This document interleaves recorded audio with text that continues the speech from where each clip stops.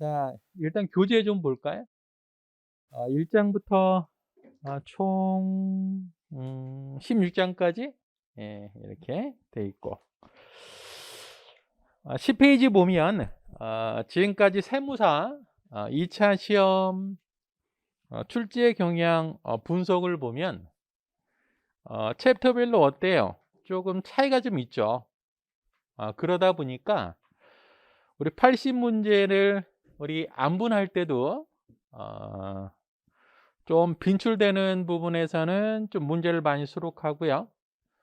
상대적으로 시험에 잘 출제되지 않은 부분들은 문항수가 좀 적고 아무튼 그렇게 적절하게 좀 배열을 했습니다. 자, 지난 10여 년 동안 내용을 쭉 보세요. 그러면 딱 봐도 우리 평소에 중요하다고 생각했던 부분들에서 빈출이 되고요. 근데 지금 최근에 시험 본 2022년이 업데이트가 안 돼 있죠. 제가 좀 말씀드리면 표준 원가 계산이 4점. 한번 써 넣어 보세요, 옆에다가. 표준 원가 계산이 4점. 변동 원가 계산이 4점. 그리고 CVP 분석이 4점. 관련 원가 분석이 14점. 대체 가격이 6점. 종합예산 4점. 책임회계제도 4점. 이렇게 20점 나왔어요. 40점. 자, 근데 우리가 딱 두 문제 내잖아요. 두 문제인데 지금 주제는 한 8가지 정도 됩니다. 7, 8가지 정도. 요게 최근의 시험 추세예요. 그러니까 한 문제에 쪼개서 물음을 쪼개서 여러 개를 물어봅니다. 결국에는 예전처럼 이거 올해 종합원가 계산 나올 것 같아. 이렇게 공부해서는 안 돼요. 전체를 다 봐야 돼요. 뭐 제가 항상 강조 드린 거지만 전체 내용을 다 알고 가셔야 되지 중요한 부분만 집중적으로 공부해서 푸는 방법은 이제 안 돼요. 대신 문제 자체는 굉장히 어려운 건 아니에요. 그러니까 여러분들이 기본서를 충분히 숙지를 하게 되면 누구나 다 풀 수 있는 문제입니다. 물론 이제 실제 시험장에서 긴장이 되고 또 문제 사이즈가 크기 때문에 좀 긴장해서 문제가 눈에 안 들어와서 무슨 문제인지 이해하는 데 힘들어서 그렇지 문제만 적절히 이해가 되면 어려운 부분은 아니에요. 그리고 제가 원가 관리 회계를 강의에서 드리는 말씀이 아니고 원가 관리 회계가 조금 준비가 많이 되신 분들은 되게 유리해요. 왜냐하면은 40점이에요, 40점. 중급 회계 같은 경우에는 공부할 범위가 되게 넓어요. 넓어서 여러분들이 많은 점수 획득하기 쉽지가 않다 그런 얘기입니다. 또 원가 관리 회계도 사실 범위가 적은 건 아닌데 원가 관리 회계는 어떤 논리적인 흐름만 정립이 되면 변하는 게 없어요. 잘 잊어버리지도 않고. 그래서 수업 시간에 잘 들으시고 어느 정도 복습을 하시면 휘발성이 적은 게 바로 원가 관리 회계입니다.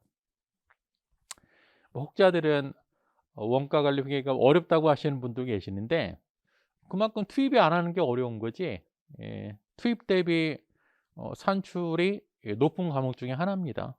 그래서 한번 잘 들어보시고요. 수업은 빠지지 마시고 복습도 좀 어느 정도 하시고 그래서 따로 수업 안 듣고 따로 공부하려고 하지 마시고 수업 중에 잘 듣고 복습하시면 충분히 정복할 수 있는 과목입니다. 자, 일단은 우리 이제 또 공부한 지 오래됐으니까요. 전체 내용 한번 정리를 해보고 문제 풀어보도록 할게요.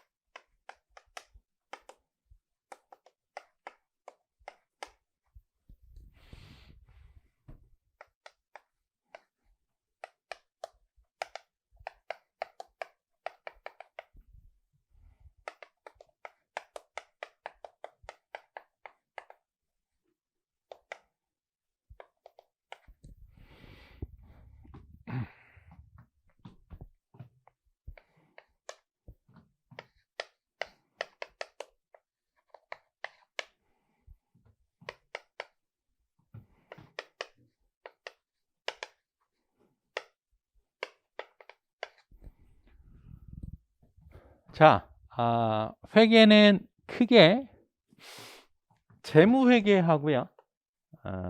그 다음에 원가 관리회계죠. 물론 비교할 때는 재무회계, 관리회계 이렇게 비교를 해요. 원가 회계는 별도의 어떤 회계가 아니고요. 재무회계에도 포함이 되고 관리회계도 포함된다고 합니다. 자, 내용적인 측면에서는 재무회계라고 하고요. 활용 면에서는 관리회계라고 해요. 근데 우리는 원가관리회계라고 돼 있으니까 두 개를 다 배워야 됩니다. 자, 그러면 원가가 왜 내용적인 측면에서는 재무회계고 활용 면에서는 관리회계일까? 원가 회계의 정의는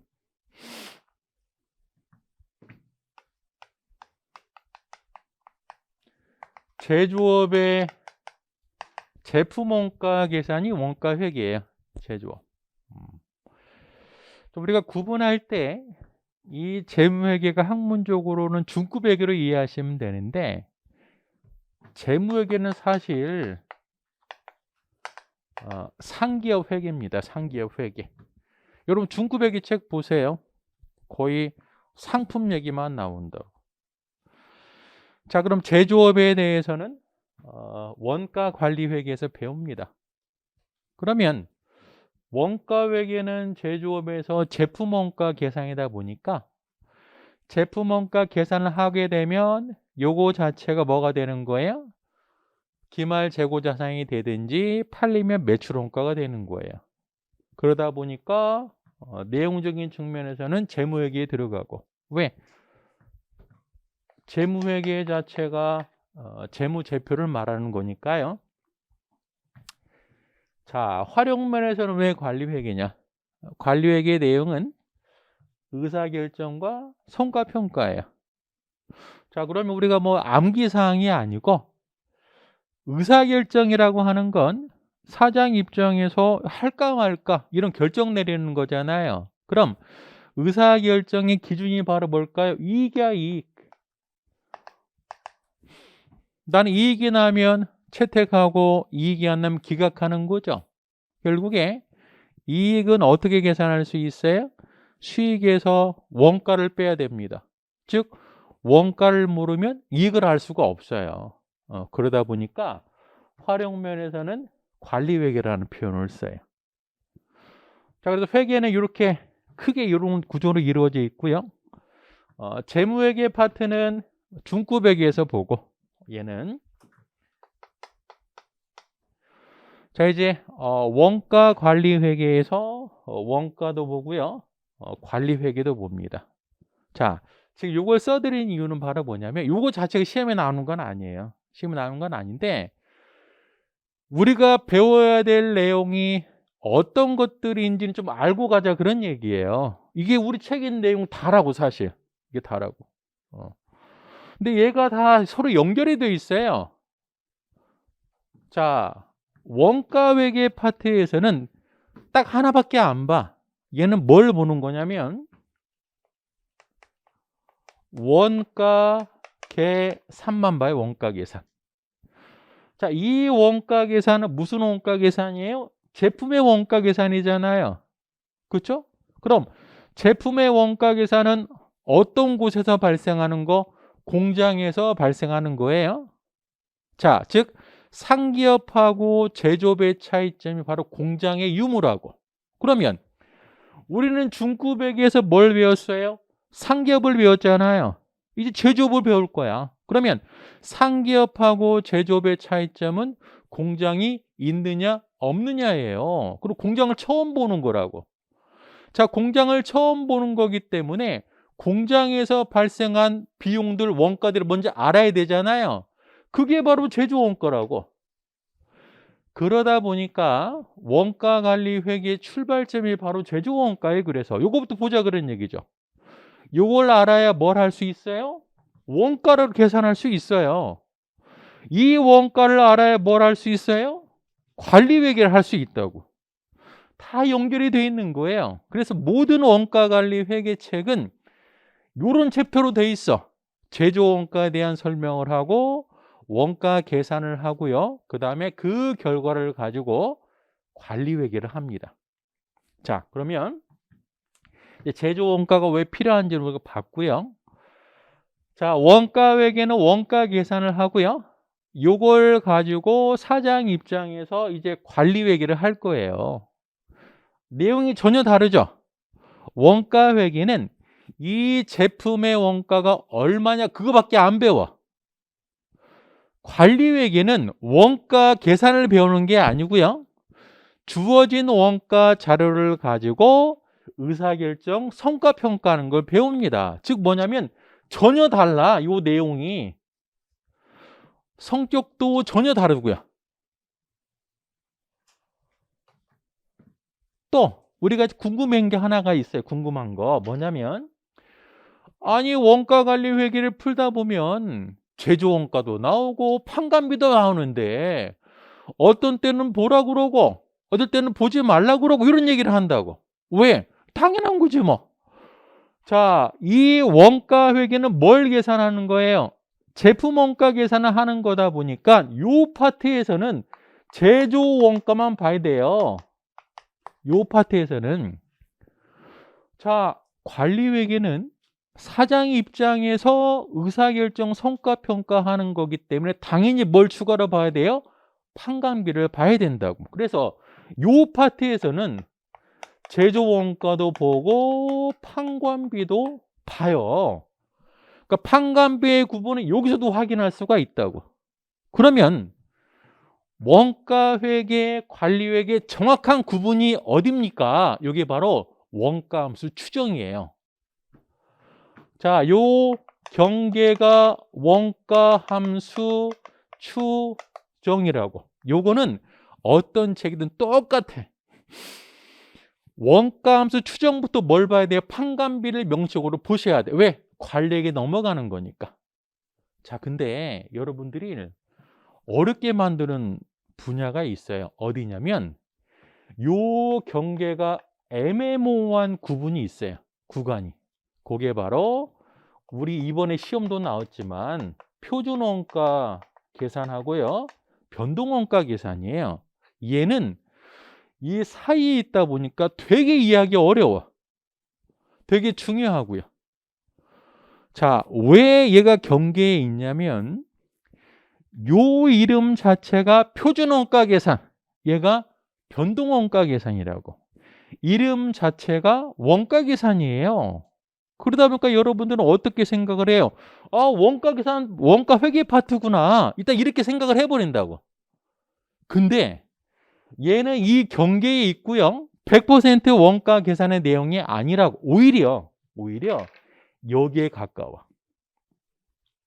어떻게 가깝냐면 이 변동원가 계산은 이 단기 의사결정과 연결이 되어 있고요. 이 표준원가 계산은 책임회계 제도하고 연결이 되어 있어요. 이러다 보니까 어떤 교재들은 아예 이 표준원가가 관리회계 파트에 들어간 책도 있어요. 그것도 100% 맞다고 볼 수는 없어. 왜냐하면 이 경계에 있기 때문에. 그러다 보니까 원가 관리회계를 총 3파트로 나눌 수가 있어요. 어떻게? 원가회계, 그 다음에 이 과도기, 그 다음에 관리회계. 자, 이제 추가적으로 보면 이 원가 계산 파트는 어떤 걸 배워요? 우리가 뭐 개별 원가 계산, 종합 원가 계산 등등등 배우죠. A, B, C 결합 원가 계산. 그 다음에 표준 변동을 배우고요. 원가 함수 추정 배운 다음에 관리백이 들어갑니다. 자, 의사결정 파트에서는 단기 의사결정 가장 대표적으로 CVP 분석. 그 다음에 종합 예산. 자, 이 단기 의사결정 중에 CVP 분석 종합 예산을 뭐라고 그러죠? 일상적 의사결정이라고 그러죠. 또 있죠. 특수 의사결정이라고 해서 관련 원가 분석, 대체 가격 이런 것들이 이제 단기 의사결정이에요. 자, 그러면 추가적으로 보기 전에 얘부터 설명해 드릴게요. 자, 이 변동원가 계산하고 단기 의사결정하고 정확히 연결이 돼 있어요. 그러다 보니까 우리 변동원가 계산에서 쓰던 용어들이 뭐가 있어요? 변동비, 고정비 구분을 하고 공원이익 얘기 나오고 뭐 이런 얘기 나오잖아요. 다 갖다 쓰는 거라고. 둘이 연결이 돼. 똑같아. 구조 자체가. 자, 이 장기 의사결정은 사실 수업 목적으로 중요한 파트는 아니에요. 이미 그 장기 의사결정은 자본 예산이라고 그러죠. 자본 예산. 이 자본 예산은 요 종합 예산하고 구분해야 돼요. 둘이 똑같이 예산이긴 하지만 이 자본 예산은 여러분들이 생각하는 예산이 아니에요. 여러분들이 생각하는 예산, 내년에 몇 개 팔아야 돼? 내년 매출액이 얼마야? 그게 바로 종합 예산이라고. 얘는 그런 예산이 아니고요. 유형 자산에 대한 투자 의사 결정이에요. 전혀 성격이 다르죠. 다행히 우리 시험에서는 잘 나오는 파트가 아니라고. 이게 이제 역사적으로, 학문적으로 거기다 재무관리 파트로 많이 넘어갔어요. 이론적인 내용들이. 그러다 보니까 우리 관리회계에서는 거의 중요하게 다루지는 않습니다. 그래서 세무사 시험에서 잘 나오지 않아요. 근데 회계사 시험은 달라. 회계사 시험은 재무관리도 시험 과목에 있잖아요. 이 내용을 봐야 돼. 가끔 회계사 시험에서 물어보지만 세무사 시험에서 거의 물어보지 않습니다. 자, 이게 뭐가 중요하냐면 그러다 보니까 어때요? 의사결정은 뭐만 있으면 돼요? 얘만 있으면 된다고. 얘만 잘 보면 돼. 그럼 결국에 뭐예요? 얘랑 뭐랑 연결이 돼 있어요? 변동원가 계산 연결이 돼 있다고. 그러면 얘를 잘 이해하면 얘는 자동적으로 이해가 되는 거예요. 얘는 다른 게 아니라고 사실. 자, 성과평가. 사장 입장에서 중요한 행위는 의사결정 성과평가가 있더라. 이미 한 단어를 다 우리 다 배웠다고 알았다고 이제. 변동원가 계산만 잘 이해를 하면. 자, 이제 성과평가를 할 건데요. 성과평가는 당연히 어떤 기준을 설정해야 되고 실적이 집계가 되면 그 차이 가지고 평가를 해야 돼요. 그게 바로 책임회계 제도라고. 자, 책임회계 제도는 총 4가지 책임 중심점이 있다고 합니다. 얘도 어려운 거 아니라고. 자, 사장 입장에서는 우리 부서들, 직원들이 얼마나 잘하는지 평가를 하잖아요. 근데 부서별로 하는 역할이 다르더라. 원가를 책임지는 부서가 있고요. 수익을 책임지는 부서가 있고 이익을 책임지는 부서가 있고요. 투자까지 책임지는 부서가 있다고 합니다. 여기에서 원가를 책임지는 대표적인 부서가 제조부문이에요. 제조부문. 그러면 이 제조부문은 뭘 책임져야 됩니까? 우리가 봤던 요걸 책임지는 거라고. 우리가 표준 원가 계산에서 원가 차이 분석 보잖아요. 그게 바로 요거예요, 요거.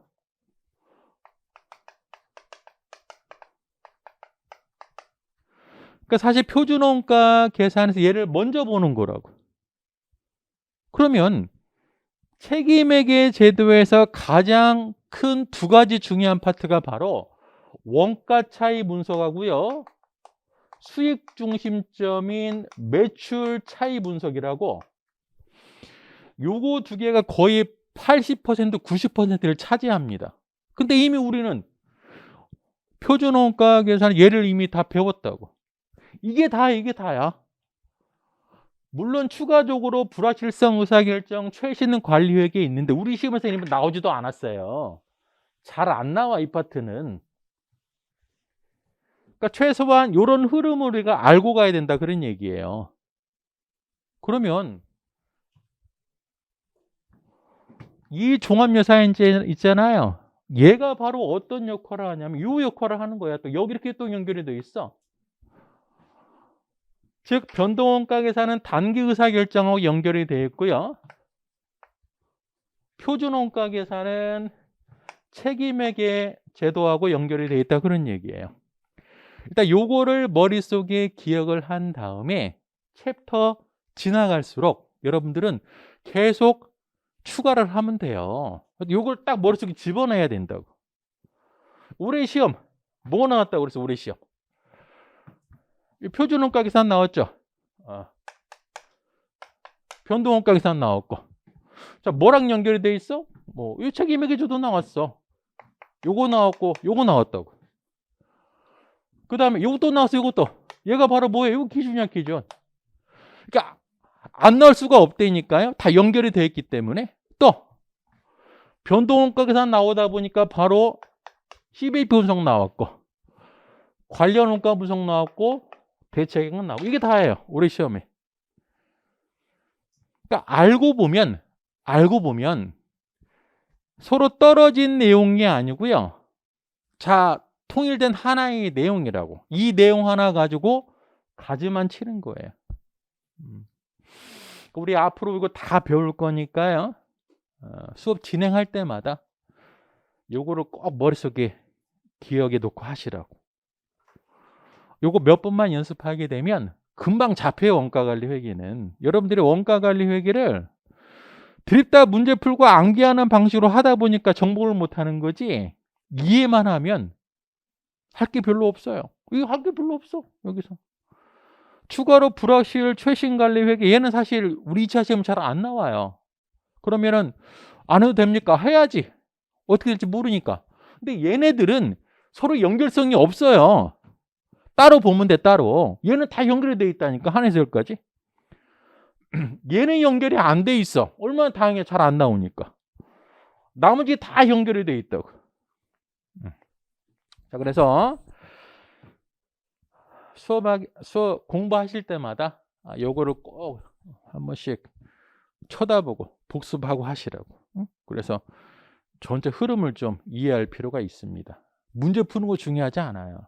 자, 그 다음에 문제 1번 보겠습니다. 자, 우리 세무사 시험 문제예요. 요 정도가 스탠다드합니다. 근데 조금 어려워. 왜 실수할 수 있는 포인트가 좀 있습니다. 이 문제 보면. 그러면 가끔 이제 여러분들 공부하는 거 보면 공부 열심히 해야죠. 많이 해야 되고. 근데 우리 수업 목적 공부는 열심히도 해야 되지만 더 중요한 건 잘해야 돼. 자, 과목별로 스타일이 다 달라요. 우리 시험이 사법고시랑 다르잖아요. 다 틀려. 시험 성격이. 거기다가 과목도 다르다고. 근데 우리 세무사 이렇게 공부하시는 분들을 보면 공부 스타일이 딱 정해져 있어. 어디에 맞춰져 있냐면 중급액의 세법에 맞춰져 있다고. 공부 스타일 자체가. 그러니까 모든 과목을 다 그렇게 공부해. 원가 관리회는 그렇게 공부하는 거 아니에요. 중급액의 세법은 여러분들이 머릿속에 집어넣어야 할 절대량이 많습니다. 그게 많다 보니까 시간도 많이 투입해야 되고요. 머릿속에 집어내야 돼. 어쩔 수 없어. 내용이 많으니까. 우리 원가관리회계는 머릿속에 집어넣는 과목이 아니에요. 집어넣는 과목이 아니고 머리를 좀 회전시켜서 얘 논리를 만들어내는 과목이라고. 근데 집어넣는데 익숙하신 분들은 무슨 현상이 발생이 되냐면 문장 하나, 단 하나만 바꿔도 무슨 말인지 몰라. 왜? 내가 봤던 스타일 문장 익숙한데 조금만 변식해도 모른다 그런 얘기예요. 왜? 집어넣는데 익숙하니까. 근데 우리는 집어넣는 과목이 아니에요. 문제를 보고 내가 머리 회전을 시켜야 돼. 논리를 끼워 맞춰 나가야 된다고. 그런 연습을 해야 됩니다. 그래서 우리 문제에 보면 별색으로 칠한 부분이 있죠. 그 부분들이 키워드예요, 키워드. 이런 키워드를 찾아내는 연습을 해야 돼요. 그 다음에 문제를 풀기 위해서 자료 정리하는 연습을 해야 된다고. 그 다음에 문제를 푸는 겁니다. 근데 드립다 문제 보면서 답 써나가야 돼 이러면 안 돼요. 100% 실수한다고. 왜냐하면 문제 사이즈가 크잖아요. 이게 물음이 문제 순서대로 주어지는 게 아니야. 1번 물음이 문제 끝까지 읽어봐야 풀 수 있는 문제도 있고요. 반대인 경우도 있어. 그럼 어떻게 해야 돼요? 문제를 쭉 스캔해 가면서 중요한 키워드 찾는 방법을 먼저 연습해야 돼요. 그 다음에 이 문제가 뭘 물어보는 문제인지 그것도 파악해야 되고요. 그 다음에 주요 키워드를 근거로 해서 문제 풀기 위한 자료 정리를 해야 됩니다. 그 다음에 이제 문제를 풀 수 있는 거예요. 문제부터 풀려고 하면 절대 안 풀려요. 절대 안 풀리고 여러분 스스로 실력이 쌓이는 느낌이 안 들어. 그래서 2차 문제를 봤을 때는 물음 보고 답부터 찾지 말고요. 문제 보고 문제 분석부터 해야 됩니다. 그 연습을 할 거예요. 그 연습을. 그러니까 제가 문제 좀 읽어보세요. 이런 시간을 좀 드리면 답을 먼저 계산하려고 하시는 분이 계시는데 절대 실력 안 늘어요. 문제를 보고요. 키워드를 보고 어떤 문제인지 먼저 해석하는 연습을 해야 됩니다. 그 다음에 제가 또 풀어드리고요. 같이 이제 답을 찾아가는 순서로 이렇게 진행을 할 겁니다. 자, 문제 1번. 일단은 문제 쭉 읽어보시는데 별색으로 칠해진 키워드도 한번 살펴보시고 그 다음에 문제 끝에 키포인트라고 되어 있잖아요. 그것도 참고로 보시면서 이 문제가 어떤 문제고 어떤 식으로 풀어야 되고 키포인트가 뭔지 키워드가 뭔지 그거 생각하시면서 문제 쭉 읽어보세요. 자, 볼까요? 그 처음에는 눈에 잘 안 들어와요. 뭐 이제 연습하는 과정이니까. 자, 일단 제조원가 흐름은 우리가 주로 이제 뭘 찾아내는 거예요? T 계정을 통해서 단기총 제조원가, 단기 제품 제조원가, 매출 원가를 찾아내는 게 제조원가 흐름이죠. 그 뭘 이해하고 있어야 돼요? 요 흐름을 이해할 수 있는 거죠. 원재료가 있고 금요인 노무비가 있고 기타 경비가 있고 여기 이제 제공품에 들어가서 물론 제공품도 월초 월말이 있겠죠. 들어가서 여기에 바로 단기 총 제조 원가가 되고요. 완성된 제품의 원가가 단기 제품 제조 원가가 되고 얘가 어디로 들어가요? 제품에 입고되는 거죠. 그 다음에 팔린 부분이 매출원가, 기말 제품. 이게 바로 제조원가 흐름에서 우리가 알고 있어야 되는 부분이에요. 그러면 이 공란을 다 채워봐야 돼요, 우리가. 채워보는데 그 하나하나에 함정이 들어가 있어요. 이제 그걸 찾아내는 겁니다. 문제 볼게요. 자, 한국은 생산부와 영업부로 구분되어 있으며, 자, 생산부와 영업부로 구분되어 있다고 하니까 생산부에서 발생한 건 제조 원가고 영업부에서 발생한 건 판관비죠. 그렇죠? 그럼 판관비도 물어볼 수 있겠구나. 그럼 이제 뭐까지 물어볼 가능성이 커요? 손익계산서를 통한 영업이익까지 물어볼 가능성이 크다고. 이제 문제 읽으면서 그런 생각이 들어야 돼요. 판관비도 나오는구나. 자, 생산부는 단일 공정에서 원재료를 투입하여 가공 작업을 거쳐 제품 생산하고 요거 보고도 유추할 수 있어야 된다고. 자, 뭐예요? 원가 계산은 크게 양대 산맥이 있어요. 다품종, 소량, 주문, 생산, 개별 원가 계산, 단일, 대량, 연속, 종합 원가 계산. 딱 보니까 단일 공정에서 원재료를 투입해서 가공 작업 거쳐 제품 생산한다. 종합 원가 계산일 가능성이 큰 거죠. 그렇죠? 자, 자료 1번. 7월 1일 밑줄 요런 거 중요한 거예요, 지금.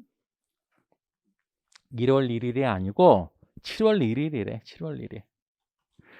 자, 월초 재무 상태표 자료 보니까요. 뭐 쭉 있어요. 쭉 있는데 가장 먼저 체크해야 될 게 바로 뭐예요? 원재료, 제공품, 제품이죠. 왜?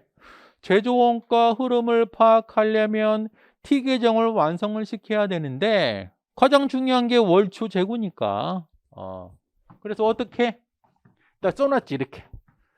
월초 원재료, 그 다음에 제공품, 그 다음에 제품 딱 써놓고 출발하는 거죠, 뭐 이제.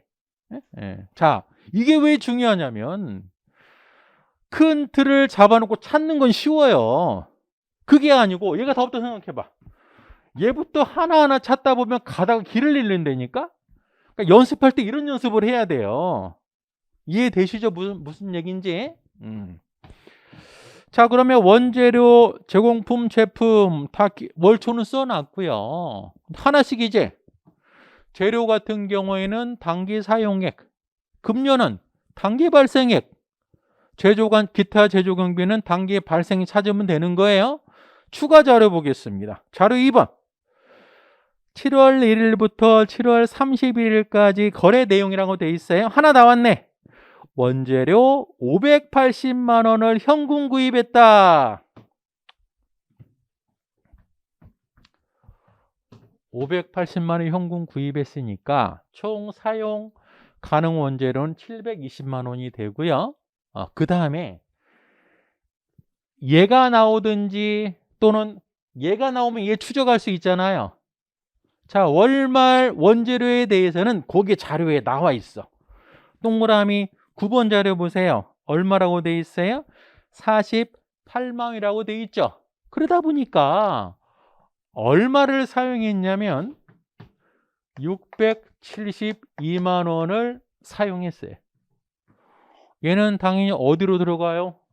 여기로 들어가는 거죠. 자, 이 과정에서 주의사항 하나 있죠. 뭐예요? 간접 재료가 있는지 찾아봐야 돼. 근데 이 문제는 단일 제품 대량 생산이기 때문에 간접이라는 게 의미가 없어. 간접이 의미가 있는 건 뭐예요? 다품종일 때 가능한 거죠. 하나 제품 생산하는데 무슨 간접이 있어. 그러다 보니까 종합원가 계산에서는 직접 재료원가란 말을 안 써요. 그냥 재료원가라고 하지. 자, 그래서 자, 제공품에 투입된 재료원가 얼마? 672만 원. 하나 찾아냈어요. 순차적으로 찾아내면 돼. 예. 자, 급료 보겠습니다. 급료에 대한 자료 보니까요. 716만 원이래요. 716만 원이구나. 하려다 보니까 찜찜하죠. 뭐라고 돼 있어요? 현금으로 지급했다고 돼 있습니다. 자, 그럼 우리는 이 현금주의를 뭘로 바꿔야 돼요? 발생주의로 바꿔야 돼. 자, 현재 현금으로 얼마 줬어요? 급료를 716만 원을 줬습니다. 우리는 뭘로 바꿔야 돼요? 발생주의로 바꿔야 돼. 자, 보니까 급료랑 관련된 자산부채 계정 보니까요. 선급급료라고 돼 있어. 자, 선급급료가 월 초에 24만 원 있었는데 월 말에 10만 원이 됐어요. 그러면 증가했어요? 감소했어요? 감소했죠. 얼마만큼? 14만 원만큼 감소한 거죠. 14만 원만큼 감소했다 그런 얘기예요. 그러면 선급급료가 감소함으로써 자, 발생주의 금액이 어떻게 달라질까? 자, 요거 이제 여러 번 해보면은 가산하겠다 알 수는 있는데 분개 한번 해볼게요. 분개. 예. 그러면 선급급료가 감소가 되게 되면 어떤 붕괴를 할까요? 일단은 성급금료 14만 원이 줄어들고요. 그 다음에 뭐가 생겨요 이제? 금료라는 비용이 생기는 거잖아요. 자, 우리는 현금으로 716만 원을 줬는데 요거는 뭐예요? 현금과 상관없이 추가로 발생한 비용이니까 얘를 어떻게 해야 돼? 가산하는 거지. 됐어요? 그러면 발생주의 금액은 얼마가 돼요? 716만 원에다가 14만 원을 가산해야 됩니다. 그럼 얼마가 돼요? 그러면 가산하니까요 730만 원이 돼요. 결국에 발생주의 금액은 730만 원. 자, 요거 다시 한번 설명해 드릴게요. 자, 얘를 제가 보니까 이 설명을 좀 반복해서 드려도 조금 이제 아리까리하게 느끼시는 분이 계신 것 같아요. 그러니까 지금 정리를 하시라고 깔끔하게. 자, 성급의 경우에는 성급이 증가했을 때 붕괴가 어떻게 될까요? 성급이 증가한다. 돈을 미리 준 거죠. 그래서 성급, 그 다음에 현금. 자, 성급이 감소한다면 어떤 붕괴가 할까요? 감소한다면? 자, 성급이라는 자산이 줄어들고요. 그 다음에 비용이 늘어나게 되죠. 즉, 성급의 경우에는 어때요? 감소했을 때 비용이 늘어난다고. 이해되세요?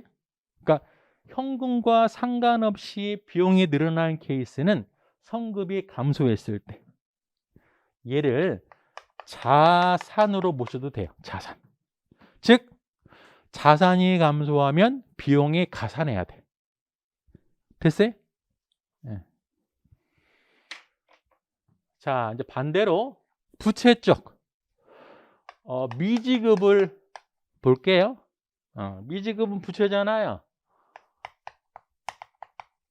당연히 반대겠지 뭐. 자, 미지급이 증가했을 때 어떤 붕괴를 할까요? 미지급이 증가했다는 건 비용이 발생이 됐는데 돈이 없어 못 준 케이스잖아요. 그러면 비용, 그 다음에 미지급. 자, 미지급이 감소하게 되면 전에 못 준 거 돈 주는 거잖아요. 그래서 미지급이 줄어들고요. 이제 뭐가 나가요? 현금이 나가는 거죠.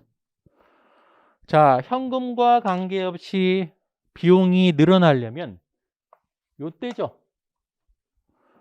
미지급이 증가하게 되면 얘는 뭐예요?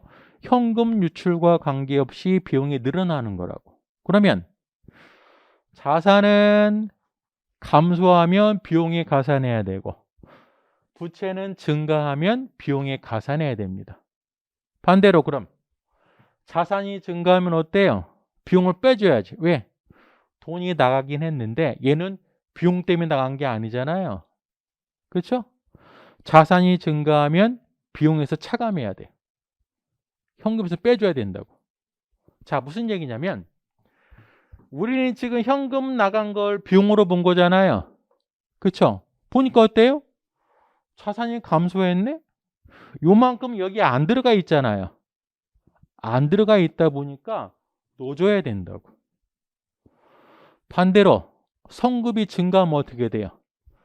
요 나간 것 중에 비용과 상관없는 성급이 늘어난 게 있으니까 걔를 빼주는 개념이라고. 됐어요? 요거는 좀 반드시 기억하세요. 요거는 이런 문제가 자주 나와요. 1차도 많이 나온다고. 2차도 많이 나오고. 그냥 발생주의 하면 너무 밋밋하기 때문에 현금주의를 발생주의를 바꾼 문제가 많이 나옵니다. 자, 그러면 얘는 바로 계산할 수 있어. 연습 한번 해볼게요. 자, 소모품에 대해서 지금 7번 볼게요.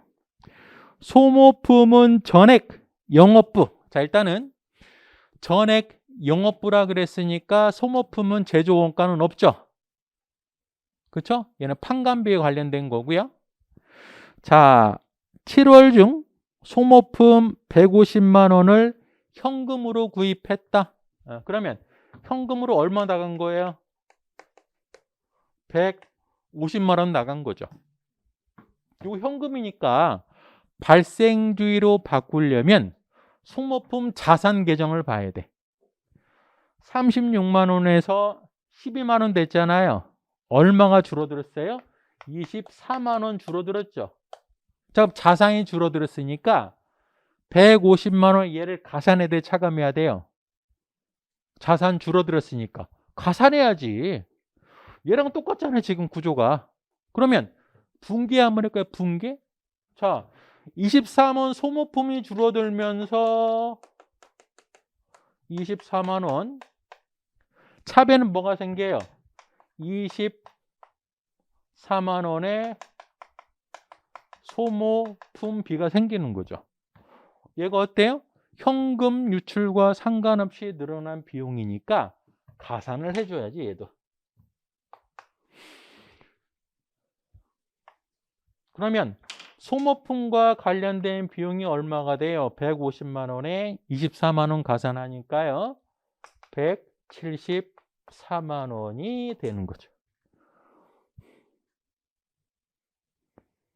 자, 이제 미지급 정기수수료. 정기수수료로 현금 얼마 줬어요? 자료 3번 볼게요. 108만 원을 현금으로 지급했대요. 현금 지급액은 108만 원이 됩니다. 자, 이제 미지급은 부채 계정이니까요. 월 초에 24만 원에서 36만 원이니까 오히려 증가했죠. 12만 원만큼. 자, 부채가 증가하면 증가한 만큼 여기에 가산해야 돼, 차감해야 돼요? 부채 증가하니까. 가산해야지, 가산. 자, 왜 가산해야 되냐면 분계 한번 해보면 되지, 분계.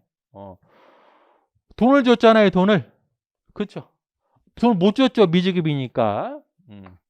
자, 전기료가 12만 원 발생을 했지만 돈이 없어가지고요. 미지급 12만 원이 증가한 거라고. 얘는 뭐예요? 현금 유출과 상관없는 비용 증가잖아요. 어떻게 해야 돼요? 가산을 해야 된다고. 그러면 총 전기 수수료는 얼마가 돼요? 108만 원에서 12만 원 가산하니까 120만 원 됩니다.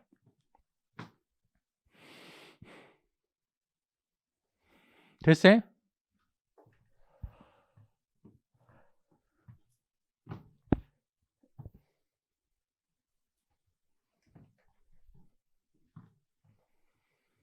자, 지금 우리가 뭐 한 거냐면 뭐 되게 많이 한 것 같지만 결국에 얼마 비용인지 그것만 계산한 거예요, 사실. 근데 여기서 여러분들이 하나로 틀리면 다 틀린다고. 하나라도 틀리면. 그러니까 실제 정신을 바짝 차려야 돼, 현장에서는. 이 부호만 하나 달라도 다 틀려, 이어서. 자, 아직 요거 못 채웠어요, 우리 지금. 아직 못 채웠다고, 요거를. 자, 추가적으로 볼게요. 자, 1번 원재료 현금 구입 받고요. 그 다음에 2번 급료 현금 지급 받고요. 요걸 통해서 급료 발생주의 계산했고, 3번 전기 수수료도 받고요. 4번 생산부에서 사용하는 기계장치 감가상각비는 월 40만 원. 이 월도 중요한 거죠. 왜 월도 중요한 걸까요? 우리가 지금 보는 기간이 7월 1일부터 7월 31일까지예요. 만약에 연 감가상각비라고 주어진다고 하면 12로 나눠야 된다고. 좀 치사하죠. 실제 그런 문제들 많아요. 조심하셔야 돼. 그래서 아까 7월 1일이 중요하다고 말씀드린 거예요. 자, 영업부에서 사용하는 비품의 감가상각비는 월 10만 원. 그러면 40만 원은 제조원가고 10만 원은 판관비가 되겠죠. 그렇죠? 자, 근데 5번, 6번 또 좀 치사해. 왜 치사하냐면 7월 발생분 급여의 80%는 생산부, 20%는 영업부에서 부담한대요. 결국에 요거의 급료의 80%만 제조원가로 가는 겁니다. 요 금액이 얼마가 되냐면 584만 원이에요.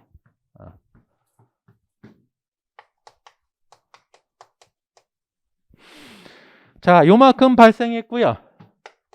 584만 원이 어디로 들어가요?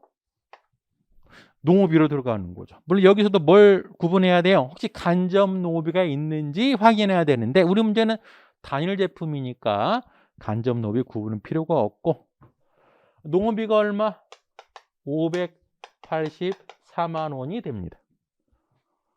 이제 제조 경비 남았어요.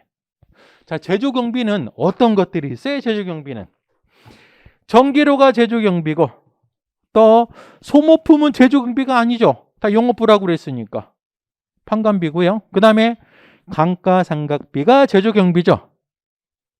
그렇죠? 자, 6번 자료 보니까요. 7월 발생분 전기 수수료의 90%가 생산부에서 발생이 됐다. 그래서 요거 전기 수수료 요거의 90%가 생산부라 그랬으니까요. 요게 바로 제조 경비로 들어가죠. 얼마가 되냐면 108만 원. 전기 수수료는 108만 원이 되고요. 감가상각비는 생산부에서 얼마라고 그랬어요? 40만 원이라고 그랬죠. 그럼 제조 경비 총 얼마? 148만 원이 제공품에 들어가죠. 148만 원. 제공품을 채웠습니다. 자, 얘를 다 더해 보니까요. 제공품 합계 금액이 1,514만 원이 돼요. 1,514만 원. 1,514만 원. 자, 만약 문제에서 단기총 제조원가 얼마냐 물어보면 요거 3개 더하면 되죠 뭐. 그렇죠? 요 3개. 자, 이제 완성품하고요. 월말 정품 원가를 계산해 봐야 돼. 자, 여기까지 이해되셨어요? 여기까지? 곳곳에 함정이 도사리고 있다고 이 문제는. 자, 그 다음에 7번까지 봤고요. 8번 자료 보니까 7월 중에 1,000kg을 2만 원에 현금 매출했다. 요거는 팔린 거죠. 그러면 이 제조원가 흐름이 어디에 기록해야 돼? 여기 기록해야지. 1,000kg 판매했으니까. 단위를 쓸까 이렇게? 근데 여기다가 금액을 2만 원 쓰면 돼야인데 안 되죠. 2만 원은 매출이고 제품에서 나가는 건 매출원가. 우리 아직 매출원가 몰라요. 뭐만 알아요? 1,000kg 판매했다까지만 알고 있다고. 자, 그 다음에 9번 자료는 받고 자료 3번 보겠습니다. 자, 생산부에서는 선의선출법, 얘는 중요하죠. 얘가 왜 중요해요? 기초 제공품이 있기 때문에 원가 계산할 때 원가흐름의 가정이 필요합니다. 원가흐름의 가정은 언제 필요해요? 기초 재고 때문에 필요한 거예요. 선의선출법이래. 자, 드디어 이제 원가 계산하기 위한 추가 자료가 나옵니다. 기초 제품 수량은 500kg이고요. 재료 원가 완성도는 60%, 가공 원가는 40%. 7월 중 생산부에 신규로 투입된 원재료는 1000kg이고요. 공송 감소는 발생하지 않았다. 4번. 기말 제공품 수량은 400kg이고요. 재료 원가 진척도는 40%, 가공 원가 진척도는 80%다. 자, 1, 2, 3, 4 묶으세요. 묶어서 옆에다가 종합원가 계산 써놓으세요. 이 문제는 뭐예요? 제조원가 흐름을 물어보면서 종합원가 계산까지 물어보는 문제예요. 좋은 문제죠, 사실.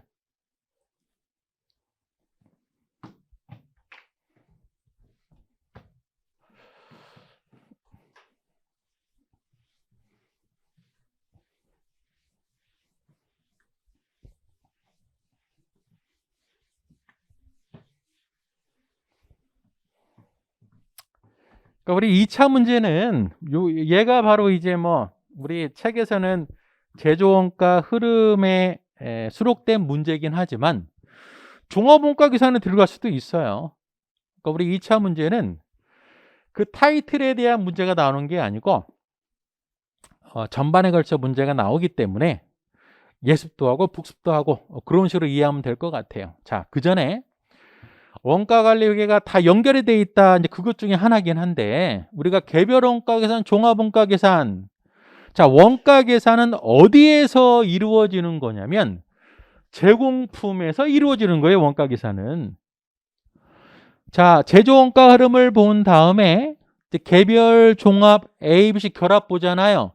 그 내용은 요것만 딱 떼어내서 보는 거예요. 요것만 딱 떼어내서. 현재 어떤 상황이냐면 기초 제공품이 지금 어떻게 돼 있어요? 500kg 있고요. 기초 제공품이 500kg이 있고, 자, 그 다음에 신규로 투입된 원재료가 1000kg이래요. 신규로 1000kg. 총 공손 감손이 없다고 그랬으니까 진행된 물량은 몇 개? 1500kg이잖아요. 근데 기말 제공품이 몇 kg이라고 돼 있어요? 얘가 400kg이래요. 몇 개 완성이 됐어요? 1100kg이 완성이 된 거죠. 요 내용을 여러분들의 종합원가 계산에서 이제 뭘로 풀어요? 5단계법 이런 걸로 푸는 거라고. 요 내용 자체를.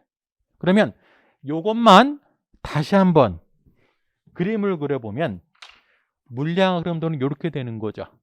자, 이렇게 되어 있다고 하면 기초 제공품은 500kg이 있었는데요. 자, 500kg의 완성도가 원재료는 60%, 가공원가는 40%죠. 그리고 기초 제공품의 금액이 얼마예요? 기초 제공품이 110만 원이죠. 우리 7월 1일 재무상태표 보면 월초 제공품 110만 원 돼 있잖아요. 얘가 110만 원 돼 있습니다. 사실 요거 안에는 재료 원가도 들어가 있고 가공 원가도 들어가 있겠죠. 우리 문제가 자료 3번에서 선입선출법이라고 명시가 돼 있지만 만약에 명시가 안 돼 있다. 이 문제가 출제 오를까? 그렇지는 않아요. 명시가 안 돼 있다고 하더라도 선입선출법으로 풀어야 돼. 이유가 뭐예요? 평균법으로는 죽어도 못 푸니까.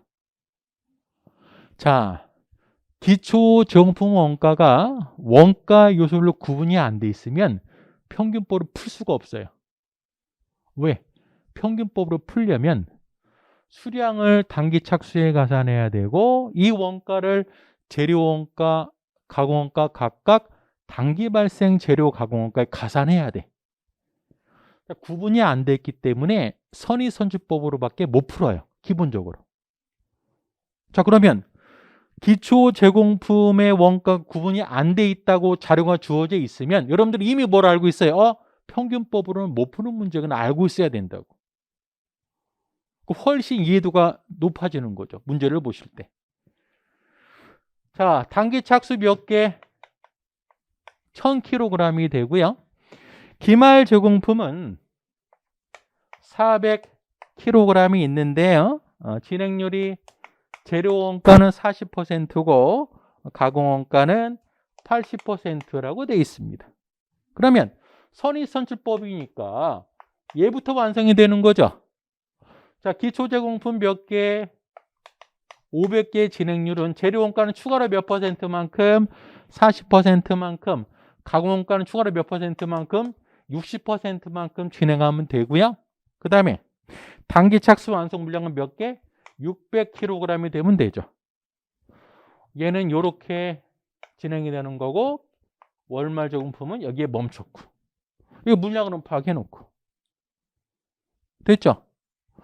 물론 이제 이 물량 흐름들을 통해서 다 계산할 수 있지만 우리 뭐 5단계법으로 한번 보면 이런 상태죠. 월초 7월 1일 500kg g이 0.6, 0.4. 자, 단기 착수가 1000kg이 되고요. 완성은 얘가부터 완성이 되는 거잖아요. 기초 물량 500kg은 재료는 추가로 40%만큼, 가공가는 추가로 60%만큼 진행하면 되고요. 자, 이제 600개는 얘가 완성이 된 거죠. 그러면 7월 31일 월말 제공품은 400kg이 되고요. 40%, 80%죠. 물량은 파악됐고 1500개, 1500개. 자, 이제 완성품 환산량. 이 문제는 좀 더 특이하죠. 왜? 재료가 이제 일정 시점에 투입되는 게 아니고 얘도 균등 발생하는 개념으로 봐야 돼. 자, 재료 원가하고요. 가공 원가 환산량을 보면 기초 제공품은 40% 추가 진행했으니까 200개가 되고요. 기초 제공품의 가공 원가는 60%니까 300개만큼 해주면 되고 단기 착수 완성 물량인 600개는 600개 해주면 되고요. 기말 제공품 재료 원가는 40%니까 160.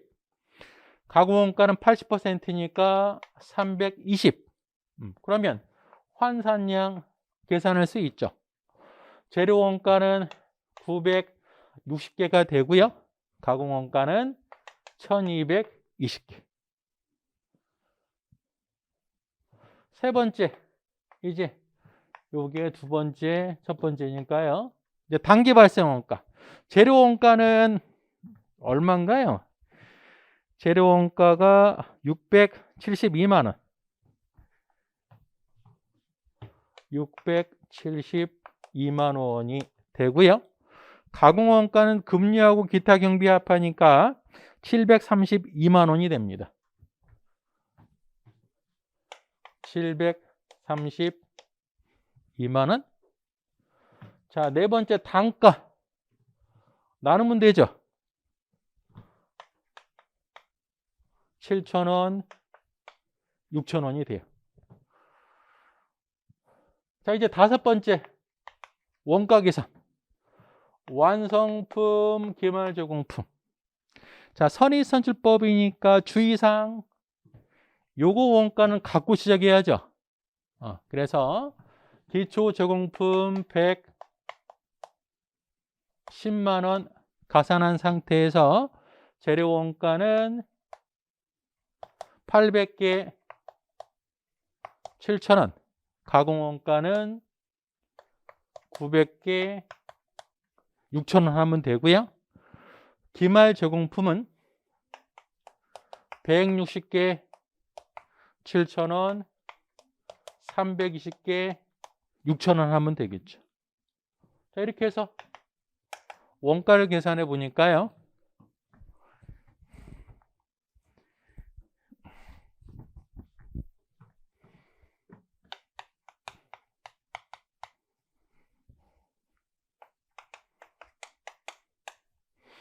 (1210만 원하고) 303만 원이 돼요. 우리가 뭘 계산한 거예요? 그러면은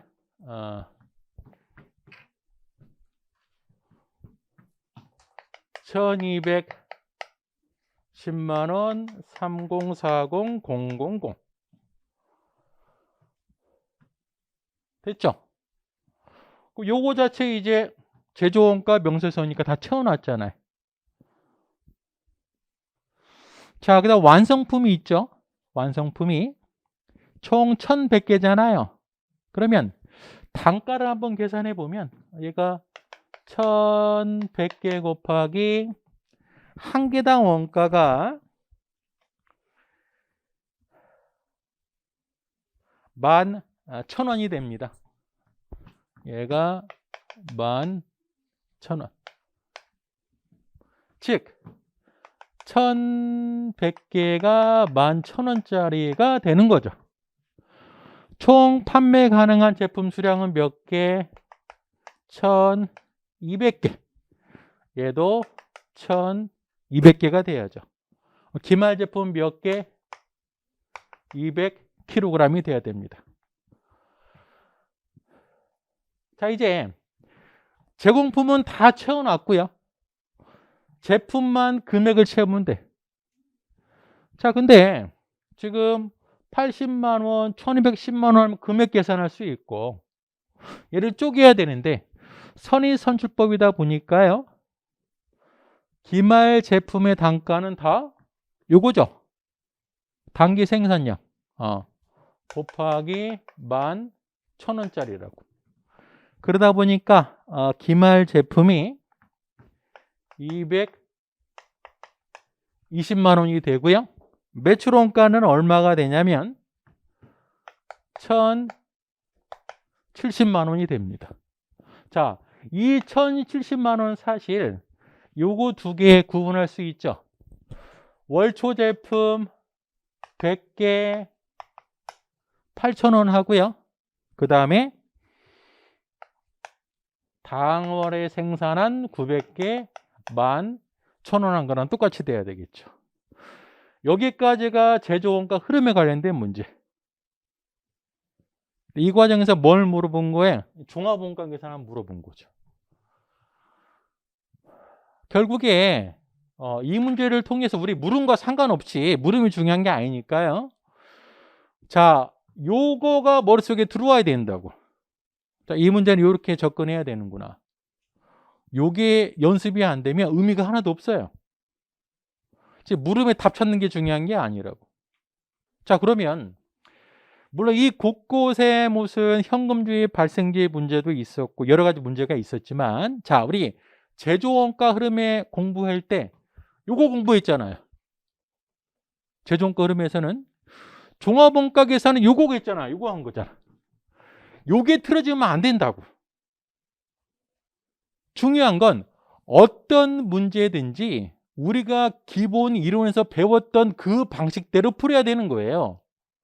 결과가 달라지면 안 돼. 그러니까 모든 문제는 여기에 맞출 수 있어야 돼요. 이게 안 되고 해답 따라가고 문제 따라가다 보면 할 게 너무 많아져요. 정복을 못 해요. 어떤 문제든지 우리가 처음에 배웠던 그 틀에 다 맞출 수 있어야 돼요. 자, 이게 결론이고요. 이제 문제를 볼게요. 이제 문제를 뭘 물어보는지. 자, 요구사항 1번 당월 7월 1일 7월 30일 제조원가 명세서를 작성하는 경우. 자, 제조원가 명세서 밑줄. 제조원가 명세서가 제공품이에요. 제공품. 제공품에서 재료원가 금액 계산했잖아. 여기 672만 원. 당기제품 제조원가 이거 1210만 원. 자, 물음 2번. 기말조공품 얼마? 아이고, 304만 원. 자, 이런 물음에 대한 해답은 우리 정리하는 과정에서 나오는 거지, 얘만 뚝 띄워놓고 어떻게 계산할 수 있어요? 계산 못해요. 뚝 띄워놓고. 근데 우리는 뚝 띄워놓고 얘만 계산하려고 노력을 하거든. 그러면 안 돼요. 그럼 안 된다고. 물론 얘가 숙달이 되면 그 눈에 보여. 아, 이런 자료 가지고 할 수 있겠다. 지금 여러분 숙달이 된 상태가 아니라고. 이런 경지에 오르기 되게 힘들어요. 또 오른다고 하더라도 어떤 가능성이 있어요? 실수의 가능성이 있어요. 절대 그렇게 하지 마시라고. 시간이 걸리더라도. 자, 물음 3번. 7월 1일, 7월 31일 손익계산서를 작성하는 경우 매출원가, 당기순이익 구하시오. 뭐 구하면 되지 뭐.